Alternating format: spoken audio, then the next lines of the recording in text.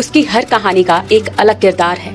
उसने मोहब्बत भी शान से की और शहादत का फर्ज भी खूब निभाया। आधुनिक भारत का ख्वाब आंखों में संजोए 40 साल का युवा हैंडसम नायक जब बदलते परिवेश की राजनीति वाले भारत का प्रधानमंत्री बना तो पूरी दुनिया की नजर उस पर थी। हम बात कर रहे हैं पूर्व प्रधानमंत्री और देश में सूचना क्रांति लाने वाले राजीव गांधी जी की।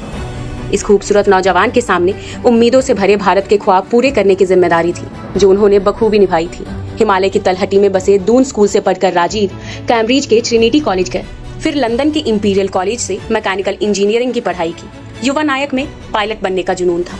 आखिर वो पायलट बने। इसी सफर में उनकी मुलाकात सोनिया गांधी से हुई और पहली नजर में इश्क हो गया, जो बाद में उनकी हमसफर बनी। तुम मेरे पास होते हो गोया जब कोई दूसरा नहीं होता।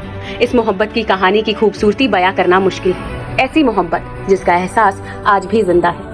एक बेटे के रूप में अपना फर्ज अदा करने के लिए, माँ इंदिरा के सपनों को पूरा करने के लिए राजीव जी ने राजनीति में प्रवेश किया, प्रधानमंत्री बने और राजीव जी के कार्यकाल में इस देश में सूचना क्रांति और विकास की नई इबारत लिखी गई। सूचना क्रांति। राजीव जी सूचना क्रांति के जरिए भारत को आधुनिकता की ओर लेकर गए। आज जिस डिजिटल इंडिया की चर्चा है, उसकी संकल्पना राजीव गांधी अपने जमाने में कर चुके थे। कंप्यूटर क्रांति। राजीव जी का मानना था कि देश की युवा पीढ़ी को आगे लेकर जाना है तो उसके लिए कंप्यूटर और विज्ञान की शिक्षा बहुत जरूरी है।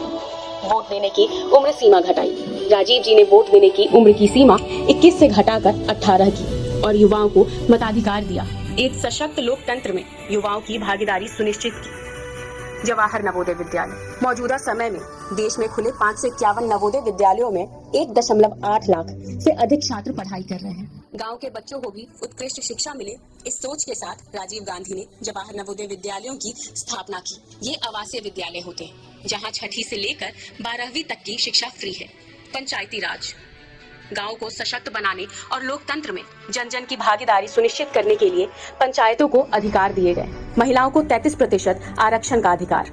राजीव जी का मानना था कि लोकतंत्र में सबकी भागीदारी सुनिश्चित होगी तभी देश का विकास होगा, इसलिए उन्होंने महिलाओं को चुनाव में 33% आरक्षण दिया।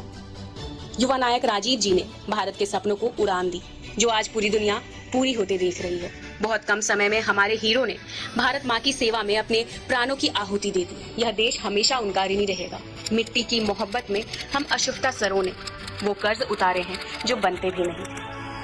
देश में एक ऐसे प्रधानमंत्री भी हुए हैं जिन्होंने पहले ही चुनाव में अपनी पार्टी को 400 से ज्यादा सीटें दिला दी थी। आज हम बात कर रहे हैं देश के सबसे युवा प्रधानमंत्री राजीव गांधी की। देश की आजादी के बाद उनके नाना पंडित जवाहरलाल नेहरू पहले प्रधानमंत्री बने और 17 सालों तक बागडोर संभाली। उनके बाद मां इंदिरा गांधी प्रधानमंत्री बनी। फिर अचानक प्रधानमंत्री मां की हत्या कर दी गई तो राजीव के साथ ही देश के लिए टर्निंग पॉइंट बन गया। आनन फानन में सिर्फ 40 साल की उम्र में उनको प्रधानमंत्री पद का जिम्मा दे दिया गया और अगला आम चुनाव उनकी अगुवाई में लड़ा गया तो कांग्रेस ने जीत का सारे रिकॉर्ड तोड़ दिए।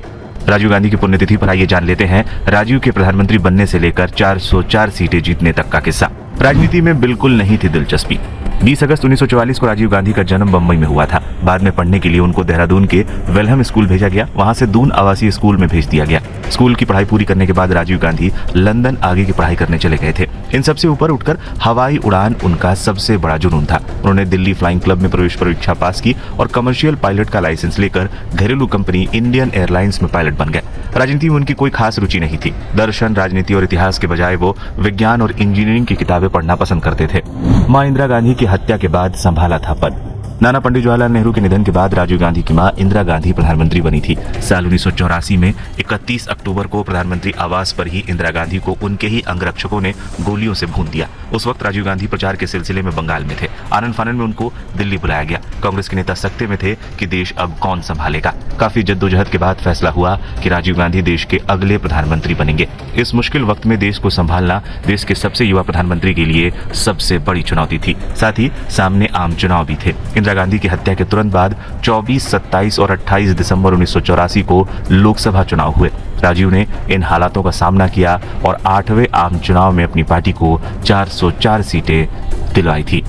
चुनाव प्रचार के दौरान ही तमिलनाडु में हुई थी हत्या। 21 मई 1991 को कांग्रेस के लिए प्रचार करने राजीव गांधी तमिलनाडु के पेरम्बुदूर गए थे। वहां एक महिला हमलावर ने राजीव के पास आकर पैर छूने के बहाने खुद को बम से उड़ा लिया था। इसमें राजीव गांधी का निधन हो गया था। इसके प्रायोजक हैं एडवांस कंप्यूटर, निकट इंडियन बैंक, बूढ़नपुर, आजमगढ़। यदि आप अपनी बच्चे को कंप्यूटर की उत्तम शिक्षा देना चाहते हैं तो तुरंत संपर्क करें।